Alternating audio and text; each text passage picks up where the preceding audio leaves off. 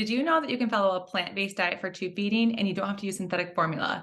I'm Hilarie, registered dietitian and blended tube feeding expert. I help families easily incorporate real food into their tube feeding routine so they can feel better and thrive. If you're somebody who prefers to follow a plant-based diet, but you're not really sure how to make this work for tube feeding, you're going to like my sample plant-based meal plan. And I'm all about making this process as easy as possible. So that's why I love products like Real Food Blends, because you don't have to make everything from scratch. So you're going to start off the day with my Acai Smoothie Bowl recipe. It's full of nutritious plant-based ingredients like hemp hearts, avocado, and almonds, and it includes a Real Food Blends mini packet, which has ingredients to promote bowel regularity. And I know lunch and midday can be really busy, but don't stress because Real Food Blends has a quinoa, kale, and hemp packet that can be used on its own for lunch. And the Real Food Blends mini packet makes a perfect snack. Then end the day with my Edamame Salad recipe, which uses a combination of a Real Food Blends quinoa, kale, and hemp packet and other plant-based foods. This is a simple to follow recipe. There's no cooking required. So you can easily still provide yourself or your tube-fed loved one with a nourishing meal even after a long day. This meal plan uses a variety of ingredients, it's full of color, and it's packed with nutrients.